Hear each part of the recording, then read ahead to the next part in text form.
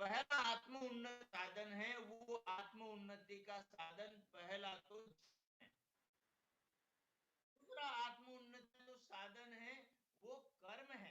तो ज्ञान कर्म के द्वारा, ये कर्म ज्ञान के द्वारा शुद्ध होता है, और शुद्ध जो कर्म होता है वही शुद्ध ध्येय को, उद्देश्य को, लक्ष्य को उपलब्ध कराता है, प्राप्त कराता है। यदि अपने जीवन में ज्ञान शुद्ध हो जाएगा तो कर्म भी शुद्ध होंगे, और यदि कर्म शुद्ध होंगे तो फिर जो हमें फल मिलेगा वो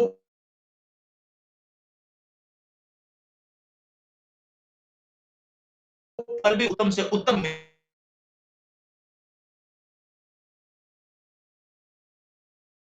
पर आप ध्यान देंगे तो आपको पता लगेगा उन कल्प सूत्रों में, उन धर्म सूत्रों के अंदर, कि सुबह से शाम मनुष्य को जीवन जीना चाहिए।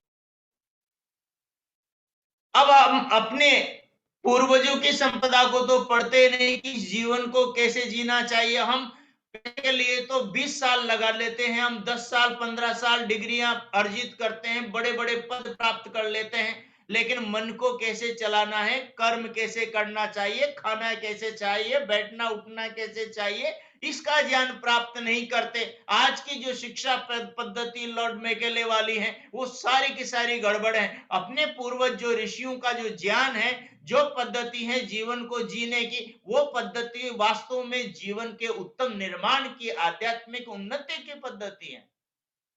तो अपने को हमेशा रोजाना अपने पूर्वजों के ज्ञान पर चिंतन करना चाहिए और उसे जीवन में धारण करना चाहिए, और जीवन को तदनुसार जीने का प्रयास करना चाहिए। रोजाना भगवान के ज्ञान वेद का अध्ययन करना चाहिए, स्वाध्याय करना चाहिए, 2-3 मंत्रों को, 5 मंत्रों को पढ़ना चाहिए, उनके अर्थ पर विचार करना चाहिए, और अकेले नहीं करना चाहिए। आप कहते हो घर में ये आदमी ठीक, पत्नी बात नहीं मानती, पति बात नहीं मानता, बच्चे बात नहीं मानते, माँ बाप बात नहीं मानते, वो ऐसा है, वो ऐसा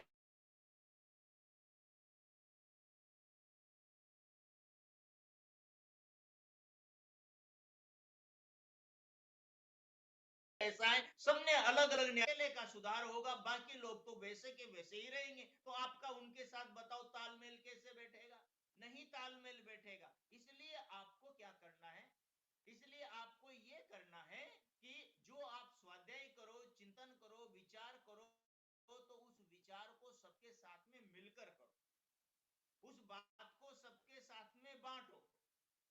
तो उससे सबसे बड़ा काम ये होगा कि सारे लोगों को एक साथ पता चलेगा कि हमें बोलना कैसे चाहिए, कि हमें सोचना कैसे चाहिए, कि हमें एक दूसरे से व्यवहार कैसे करना चाहिए। सारी चीजों का तो फिर सारों एक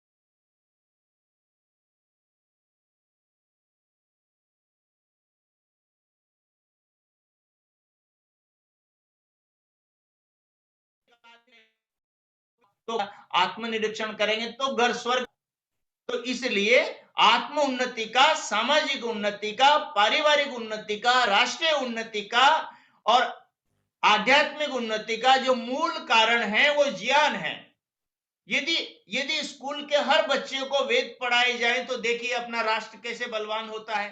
यदि राष्ट्र का जो राजा है, और सारे के सारे जो राजपदों पर बैठे हुए जो अधिकारी हैं, नेतागण हैं, ये सारे के सारे यदि वेद पढ़े तो देखिए कैसे राष्ट्र कैसे चमकता है, कैसे स्वर्ग नहीं बन जाती ये धरती, कैसे वसुधैव कुटुंबकम का भाव हर व्यक्ति में नहीं जाग जाता। उसका प्रमुख कारण क्या है? उसका प्रमुख कारण है कि हम सारे लोग एक साथ में ज्ञान प्राप्त नहीं करते, इक्का दुक्का करता है, और बाकी वैसे के वैसे ही अज्ञान में ही डूबे हैं।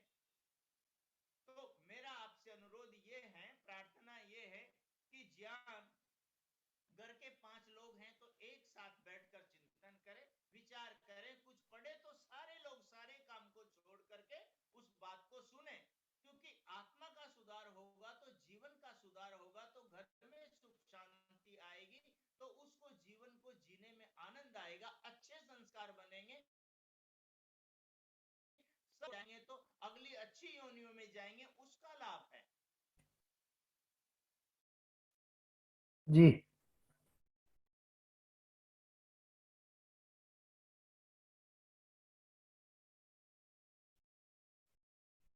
जी आचार्य जी, आपकी आवाज आ रही नहीं आ रही है जी?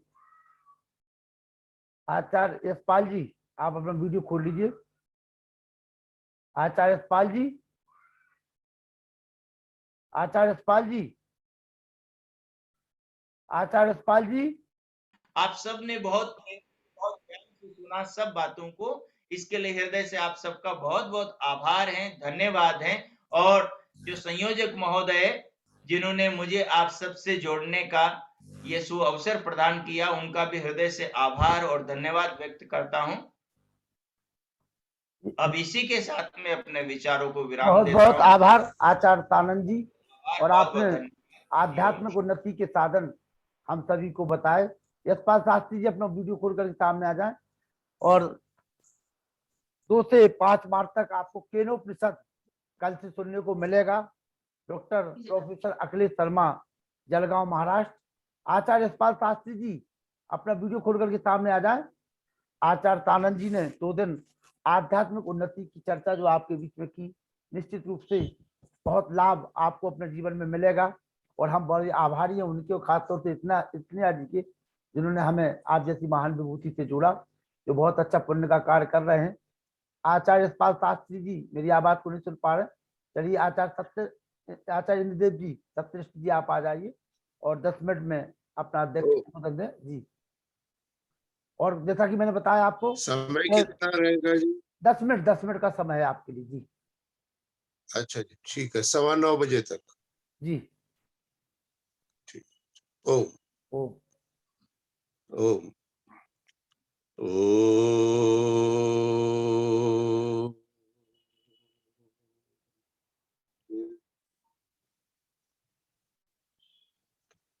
स्वस्ति न इंद्रो वृधश्रवा स्वस्ति नः पूषा विश्ववेदाः स्वस्ति नस्ताक्षो अरिष्टनेमि स्वस्ति नो बृहस्पतिर्ददातु।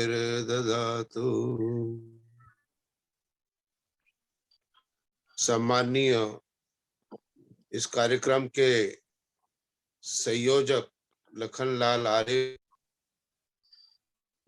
अभी आप जिनका वचन सुन रहे थे आचार्य यशपाल जी, और जिनके मधुर भजनों से इस कार्यक्रम का प्रारंभ हुआ, श्रीमती कविता आर्य जी। आज मुझे एक अवसर मिला इस कार्यक्रम की अध्यक्षता करने के लिए, तो इसके लिए आपका धन्यवाद करता हूं मैं संयोजक जी का। स्वागत है आपका, स्वागत है। इसके पर थोड़ा जो शास्त्री जी ने बताया उसके आगे के संदर्भ को थोड़ा सा मैं आप सब को बताना चाहता हूँ। मुख्य ज्ञान जो प्राप्त करना चाहिए। अब ज्ञान प्राप्ति के साधन क्या है? ज्ञान प्राप्ति के मुख्यतः 2 साधन होंगे आपके पास में। एक है स्वाध्याय और दूसरा है सत्संग। स्वाध्याय यानी कि अपने धर्म ग्रंथों को, वेद, उपनिषद, योग, दर्शन आदि जितने भी हमारे उपनिषद है, उन ग्रंथों का स्वाध्याय करना प्रारंभ करें। अधिकतर लोगों के घरों में इन सभी पुस्तकों की प्राप्ति तो हो जाती है, लेकिन वो केवल मात्र एक कांच की अलमारी के अंदर उसको सजा के रखते। आप सभी प्रयत्न करें कि कोई भी अपनी पुस्तक, कोई भी आपको लगता है, उसको नित्य प्रति एक पृष्ठ उसका सोने से पहले जरूर पढ़ना है। स्वाध्याय की प्रवृत्ति आपके ज्ञान प्राप्ति का एक सर्वोत्तम साधन बन सकता है। दूसरा साधन है सत्संग। जो भी कुछ हम सुनते हैं, उस सुने हुए को धारण करने का प्रयत्न करें। यदि सत्संग के अंदर सुनी गई बातों को अपने जीवन में धारण नहीं करेंगे, तो ये आज का दिन व्यर्थ हो जाएगा।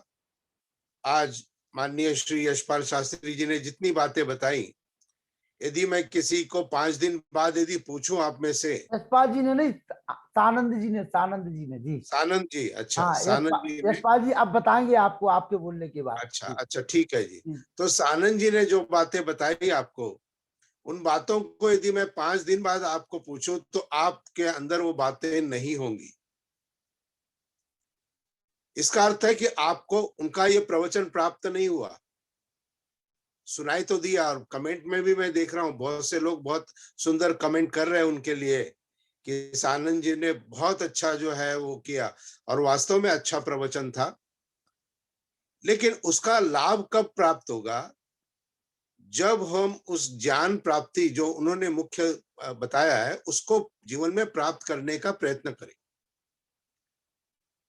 ईश्वर ने 2 आंखें दी है कि हम ज्यादा से ज्यादा देखें पढ़ें। ईश्वर ने 2 कान दिए कि अधिक से अधिक सुने और आत्मसात करें।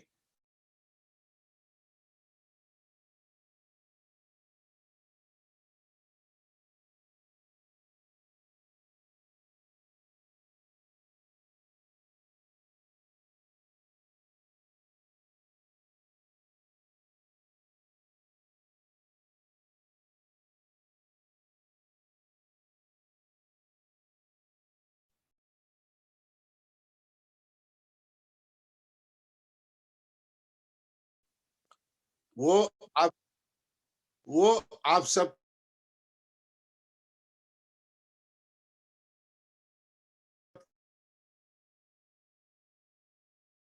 यूट्यूब भी मुझे एक, इसलिए मैंने उस यूट्यूब के माध्यम से लगभग 200 वीडियो मैंने अपलोड किए हैं। मेरा लिंक का नाम होगा आचार्य इंद्रदेव सत्यनिष्ठ। अब जो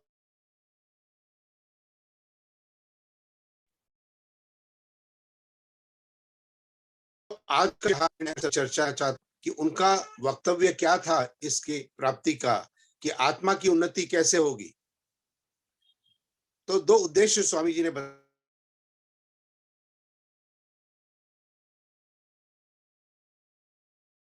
एक तो ये संसार करना इस समाज का मुख्य उद्देश्य है, अर्थात शारीरिक, आत्मिक और सामाजिक उन्नति करना। सबसे पहले शारीरिक उन्नति,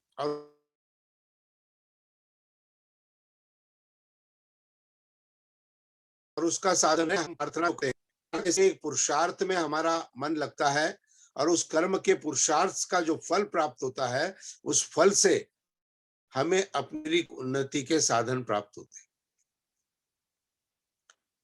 और आध्यात्मिक आत्मा की उन्नति कैसे होगी?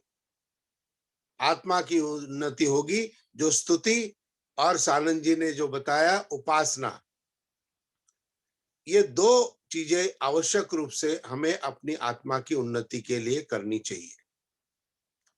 स्तुति यानी ईश्वर का धन्यवाद करना, ईश्वर की प्रशंसा करना। आप जब भोजन खाते उससे पहले एक बार गायत्री मंत्र का मन में पाठ करिए, प्रभु को स्मरण करिए। दिन में 8 ग्लास पानी पीते हैं, जल पीने से पहले प्रभु को स्मरण करिए। तो ईश्वर की स्तुति आपकी आत्मा के अंदर अच्छे विचारों को उन्नति के लिए आपका एक कार्य करेगी। और उपासना, जिसका अभाव हम सबके जीवन में है। सबसे यदि मुश्किल कार्य कोई है तो वो है ईश्वर के ध्यान में बैठना। आज हम में से बहुत से लोग शायद वैदिक संध्या नित्य प्रति नहीं करते, ईश्वर स्तुति प्रार्थना उपासना के 8 मंत्रों का पाठ नित्य प्रति नहीं करते। आप अपना समय निकालिए, और वो समय कहां से कम होगा? तो समय आप कम करिए व्हाट्सएप से। व्हाट्सएप में जितना आप समय देते हो उसमें से 10 मिनट का समय निकाल लीजिए और रोजाना ईश्वर के ध्यान के लिए बैठिए। जो सानंद जी ने सबसे पहली प्रक्रिया आप सबको कराई, बहुत उत्तमता से उन्होंने बताया किस प्रकार से ध्यान को करना है। तो नित्य प्रति ईश्वर के ध्यान के लिए ओंकार उपासना और गायत्री मंत्र का जप 2 उत्तम साधन है। कितने भी बार आप करें, लेकिन ध्यान और मन लगाकर करने का प्रयत्न करें। तो आज का जो एक विषय था धन्यवाद आध्यात्मिक जी। उन्नति, ये बहुत आवश्यक विषय था। और इसके लिए जो भी कुछ प्राप्त हुआ और मैं जो कुछ आपको बता सका हूं उतना मैंने बताया। बाकी आप मेरे YouTube वीडियो में आप धन्यवाद जी। मुझे जी देख बिल्कुल, सकते आचार्य इंद्रदेव सत्यनिष्ठ जी, धन्यवाद। बहुत बहुत आभार आपका। और अब हम जो अभी एक मांग की जा रही थी आचार्य आनंद जी की कि पुनः उनको लाया जाए, तो हम आचार्य जी के साथ बैठ करके जैसे ही उनकी रिक्तता होगी, समय अनुकूलता होगी, हम उनका पुनः समय लेंगे। आचार्य यशपाल शास्त्री जी, जैसा कि हमने आपको एक सूचना दी है, कल से 2 तारीख से 5 तारीख तक आपको केनोपनिषद प्रोफेसर डॉक्टर अखिलेश शर्मा, जलगांव महाराष्ट्र, जो बहुत ही अच्छे तरीके से इन विषयों को समझाते हैं, उनको आप जरूर सुने। हमारे बीच में आचार्य यशपाल शास्त्री जी आज के सारस्वत अतिथि हैं, आप आए और 15 मिनट का समय आपके लिए। आचार्य यशपाल शास्त्री जी।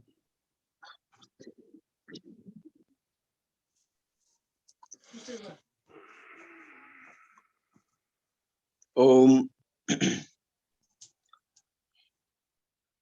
सर्वप्रथम परमपिता परमेश्वर का धन्यवाद करते हुए महाशिवरात्रि और महर्षि दयानंद सरस्वती के बोधोत्सव पर्व पर सम्माननीय आचार्य इंद्रदेव सत्यनिष्ठ जी, जिनके वैदिक विचारों को अभी आपने सुना, और सम्माननीय आचार्य सानंद जी, जिन्होंने बहुत ही सरल तरीके से हमें अपने जीवन में कैसे क्या क्या नित्य प्रति करना चाहिए उसका बहुत ही उपयोगी उपदेश किया है। इन दोनों आचार्यों को नमन करते हुए इस कार्यक्रम के संयोजक सम्माननीय भ्राता, जिनके नाम के आगे भी शिक्षक लगा हुआ है, लखनलाल जी आर्य, और सभी श्रोतावृंद, आज इस सौभाग्य के अवसर पर हम सब इस कार्यक्रम में उपस्थित हैं। आज का दिन आर्य समाज के सब सदस्यों के लिए एक विशेष खुशी का देने वाला दिन है। आज ही के दिन महर्षि दयानंद सरस्वती जी महाराज को सच्चे शिव को प्राप्त करने के लिए उनके हृदय में यह बीज उत्पन्न हुए, जिसके कारण बाद में समय तो अवश्य लगा, लेकिन अनगिनत लोगों को सच्चे परमात्मा की ओर ले जाने का कार्य आज ही के दिन से शुरू हुआ था। इस कार्यक्रम के संचालन के लिए मैं अपने हृदय के साथ में संयोजक महोदय जी का धन्यवाद करना चाहता हूं। जिस श्रद्धा से, जिस प्यार से वे इस कार्यक्रम को चला रहे हैं, ये बहुत ही साधुवाद के सुयोग्य पात्र हैं। साथियों, हम सबको यदि ईश्वर भक्ति के बीज बोने हैं, तो ये जो बच्चों की 8वें वर्ष से लेकर के 16वें वर्ष तक की उम्र है, ये उम्र उस बच्चे का ही नहीं, पूरे देश और दुनिया के भविष्य को तय करने के लिए सबसे अच्छी उम्र है। मैं ये मानता हूं कि जब आत्मा को नया शरीर मिलता है, उस दिन से लेकर के 4 माह के पश्चात नई आत्मा अपने माँ के गर्भ में भी सीखना शुरू कर देती है, लेकिन उसके साथ साथ हमारे बाह्य जगत के जो संस्कार जिनका बच्चों पर बहुत अधिक प्रभाव हो सकता है, वो उम्र 8वें वर्ष से लेकर के 16वें वर्ष तक के बच्चों की उम्र होती है। जब बालक मूल शंकर इसी उम्र में थे, तभी उनके अंदर ये भाव पैदा हुआ, और इस उम्र के बच्चों में प्राय ये देखा जाता है कि वो जो भी सुनते हैं उसको सत्य मानते हैं, और धरातल पर जब उसके विपरीत दिखाई देता है तो उनके अंदर उसका विरोध करने की शक्ति भी पैदा होती है। बालक मूल शंकर के साथ भी यही हुआ। जैसा उन्होंने शिव के महात्म्य में अपने पूज्य पिता से सुना था, वैसा ही अपने मन में मान लिया कि वे शिव महाशक्तिशाली होते हैं,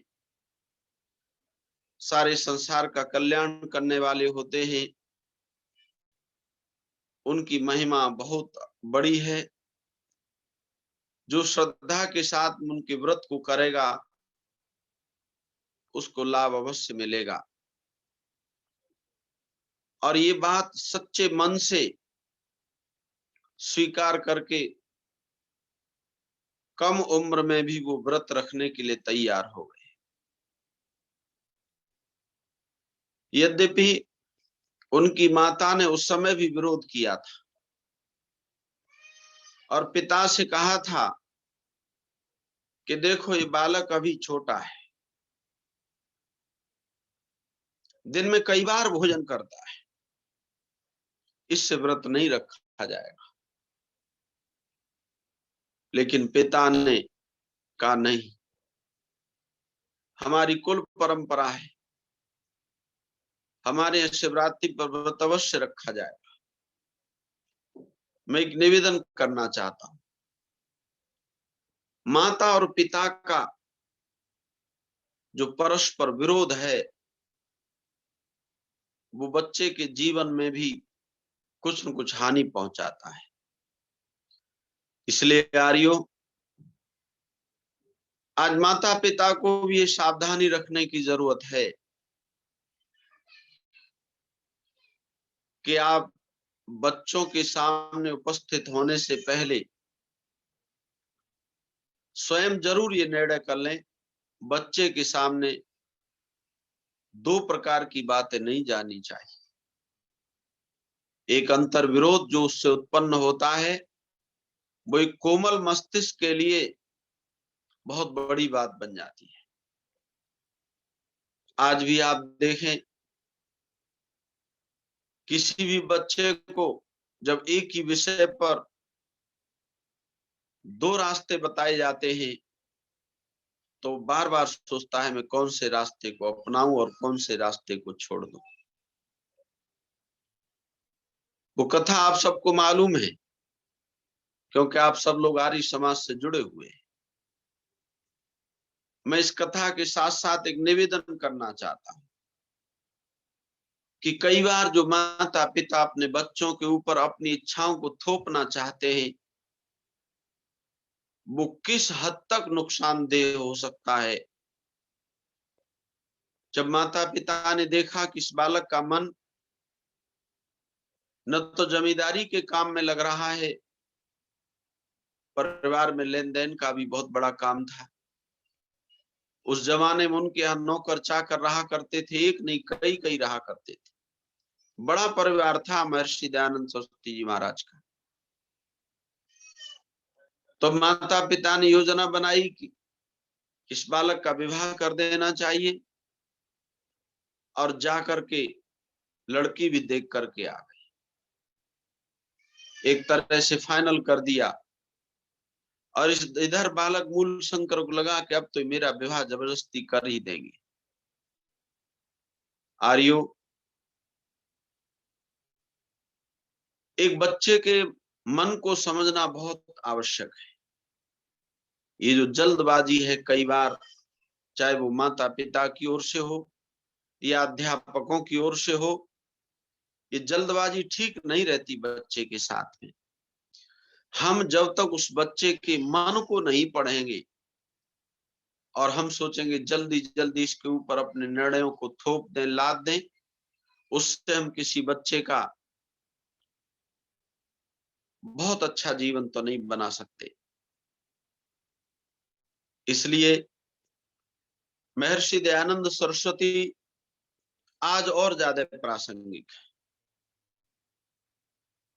जिन्होंने ईश्वर जैसे कठिन विषय को, आज आप जितने आर्य समाज के विद्वानों को सुनते हैं, ये सब परंपरा हमें महर्षि दयानंद सरस्वती जी महाराज से मिली है। अभी दोनों ही पूज्य आचार्यों ने, मैं तो कहता हूं, इतना उत्तम उपदेश किया है और इन्होंने महर्षि दयानंद की बहुत सरल हम सबके सामने रखा। सज्जनों, महर्षि दयानंद की एक एक शिक्षा हमारे लिए लाभदायक है। स्वामी जी ने जहां पर माता पिता की शिक्षा का विशेष ध्यान रखा कि माता पिता को भी वो योग्यता विकसित करनी है, कितना हृदय में प्यार होना चाहिए माता पिता का संतान के प्रति, अध्यापकों के विषय में लिखा कि कैसे अध्यापक होने चाहिए। और स्वामी दयानंद जी महाराज कितने बड़े त्यागी और तपस्वी थे।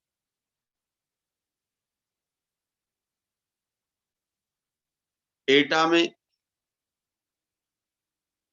चौधरी मिलाप सिंह जी की वाटिका में स्वामी जी ने स्वयं पाठशाला खुलवाई,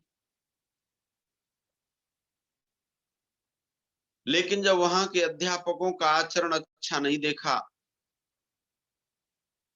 चौधरी मिलाप सिंह यादव जी ने स्वामी जी को पत्र लिख करके कहा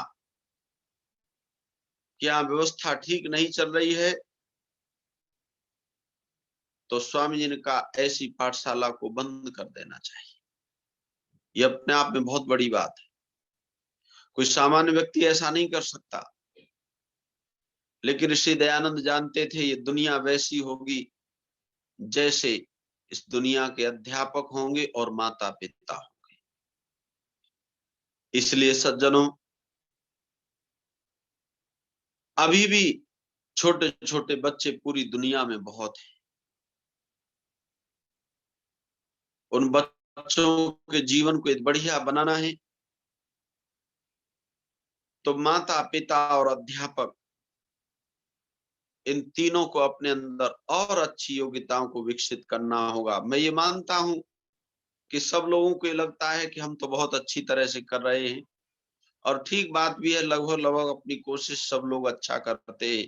लेकिन यदि महर्षि दयानंद की शिक्षाओं को वो सुन लेंगे अथवा पढ़ लेंगे तो उनके जीवन में निश्चित रूप से सुधार होगा। ऐसा हो नहीं सकता कि महर्षि दयानंद सरस्वती को पढ़ने के बाद में अथवा सुनने के बाद में आपके जीवन में कोई लाभ न हो। नुकसान तो होगा नहीं, इसकी मैं पूरी तरह से गारंटी लेता हूं, और लाभ अवश्य होगा। और जब तक ये दुनिया रहेगी तब तक हमारे घरों में, परिवारों में बच्चों का जन्म होता रहेगा। महर्षि दयानंद जी महाराज की वे पवित्र शिक्षाएं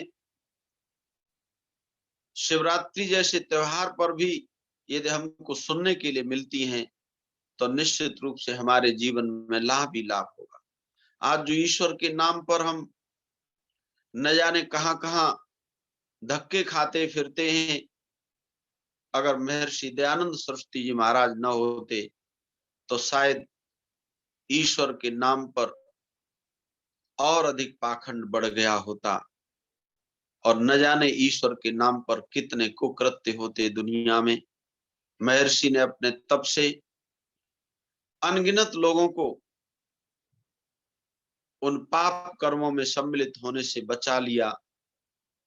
अगर महर्षि न होते तो शायद हम उन सारे पाप कर्मों से बच नहीं सकते थे। आज महाशिवरात्रि के पुण्य पावन पर्व पर मैं आप सब जनों को जहां पर हृदय से शुभकामनाएं और पुरोहित होने के नाते आशीर्वाद प्रदान करता हूं, वहीं पर ईश्वर से कामना करता हूं कि परमात्मा हम सबको सच्चे शिव की ओर ले चलें। आप सब लोगों का बहुत बहुत धन्यवाद। बहुत बहुत आभार आचार्य यशपाल शास्त्री जी का, आचार्य इंद्रदेव सत्यनिष्ठ जी का। वो आज कितना पवित्र दिन है कि आज ही के दिन परम पिता परमात्मा का जो वेद ज्ञान है उसकी ज्योति जलाने वाले हमारे गुरु महर्षि देव दयानंद को बोध प्राप्त हुआ था।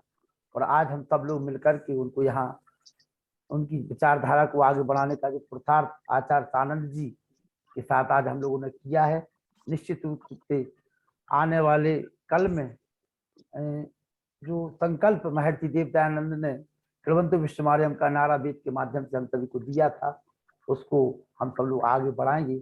ऐसी हम सभी की आत्माओं में ये विश्वास जगना चाहिए। और जो आचार्य यशपाल शास्त्री जी ने कहा है कि जो हमारी आने वाली पीढ़ी है कि राष्ट्र नहीं होता विकासशील धन के भरे खजानों से, राष्ट्र नहीं होता विकासशील मोटर कार विमानों से, राष्ट्र नहीं होता विकासशील विश्व सुंदरी किसानों से, राष्ट्र होता है विकासशील चरित्रवान नौजवानों से।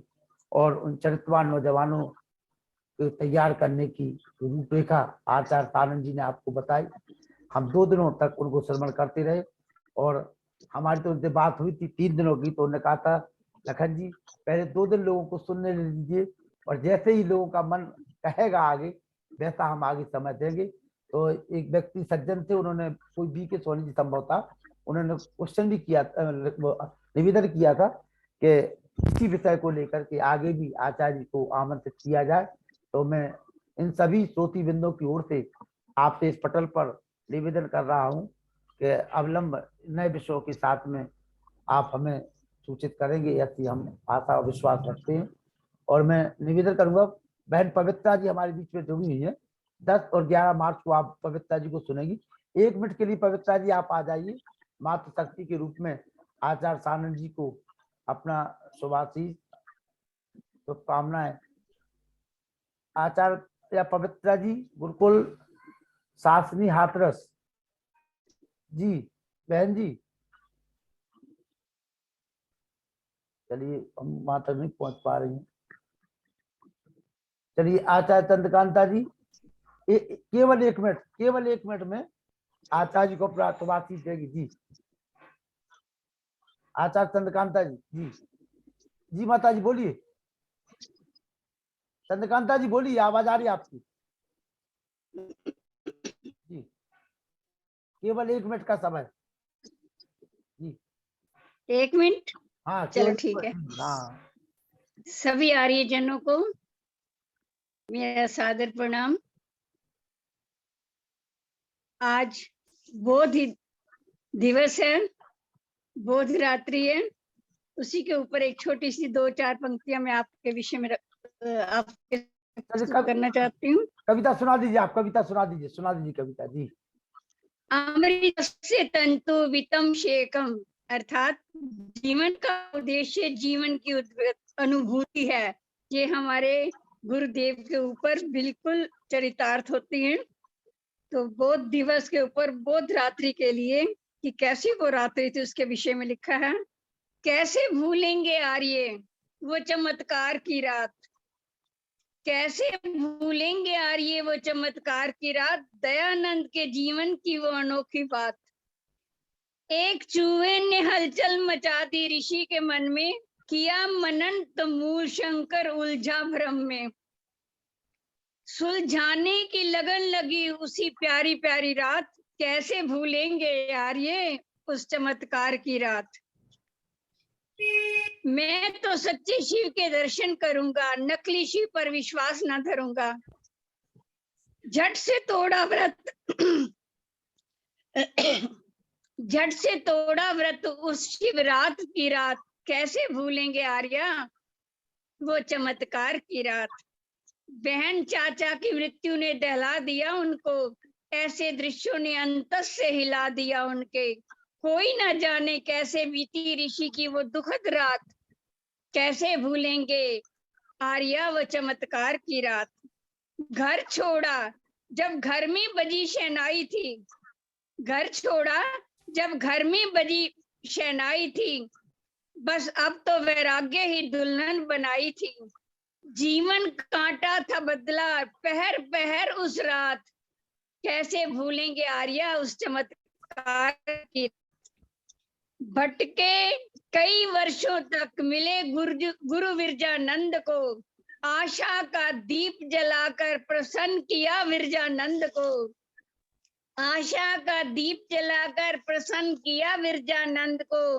भारत उत्थान की नींव गड़ी उस तिलस्मी रात, कैसे भूलेंगे आर्या उस चमत्कार की रात। पा शिक्षा गुरु दक्षिणा में सारा जीवन दे डाला, पूरी प्रतिज्ञा करने को भीषण व्रत था पाला। धुआ पक्का दयानंद ने पूर्ण की गुरु की बात, कैसे भूलेंगे आर्या वो चमत्कार की रात। डरे न झिझके सब राज्य का उद्घोष किया, क्रांति कहे उमड़े क्रांति दल, जय भारती का उद्घोष किया। विदेशी हैरत में थे, विदेशी हैरत में थे देख ऋषि के शिष्यों के जज्बात, कैसे भूलेंगे आर्या वो चमत्कार की रात। बोध रात्रि ही मील का पत्थर साबित हुई, बोध रात्रि ही मील का पत्थर साबित हुई। ब्रिटिश सरकार मंजर फूटा, जनता काबिज हुई। वो थी तिलस्मी वेद उदारक चमत्कारी विजय की रात, कैसे भूलेंगे आर्या अनोखी प्यारी प्यारी चमत्कार की रात, कैसे भूलेंगे आर्या वो चमत्कार की रात। धन्यवाद। धन्यवाद। बीरेंद्र सरदाना जी और प्रेम सचदेवा जी दोनों लोग वीडियो खोलकर सामने आ जाए। प्रेम सचदेवा जी और बीरेंद्र सरदाना जी। प्रेम सचदेवा जी, प्रेम सचदेवा जी, बीरेंद्र सरदाना जी, मेरी आवाज सुन पा रहे हैं? बीरेंद्र सरदाना, प्रेम सचदेवा जी। चलिए वेद प्रकाश शर्मा जी बरेली, वेद प्रकाश शर्मा जी बरेली आ जाएं। वेद प्रकाश शर्मा जी बरेली, वेद प्रकाश शर्मा जी बरेली जी। वेद प्रकाश जी,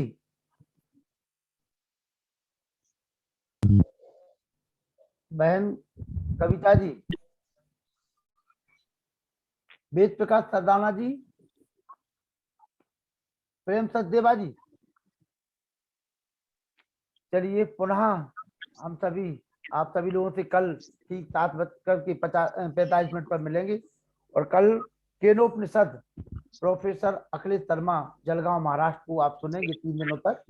और पुनः आचार्य सानंद जी से हम सभी लोग आध्यात्मिक उन्नति और जो पुरुषार्थ वो कर रहे हैं आज जगत के लिए, उस सब का लाभ आप सबको देने दिलाने का, लेने दिलाने का प्रयास किया जाएगा। चलिए दया आर्या जी आप आ जाइए, दया जी आप आ जाइए और सभी का आभार व्यक्त करिए 2 लाइनें गुनगुनाने के साथ में, फिर हम शांति पाठ कराएं। दया आर्या जी अविलंब जी, केवल 1 मिनट का समय है आपके पास जी। काफी जी और सभी को सादर नमन, क्योंकि सारा दिन सभी अपने अपने कार्य अनुसार व्यस्त भी रहे हैं जी और जी। हम मेरा भी दिन में 5 प्रोग्राम थे। चलिए समय एक समय 2 समय लाइन गुनगुनाती हूँ। गुनगुना दीजिए। देख नजारा शिव के ऊपर, वह बालक टकराया था, उठो पिता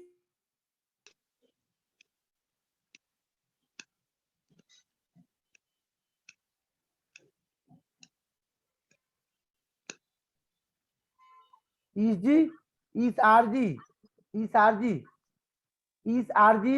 वेशधारी शिव जी और पार्वती सो गए, सो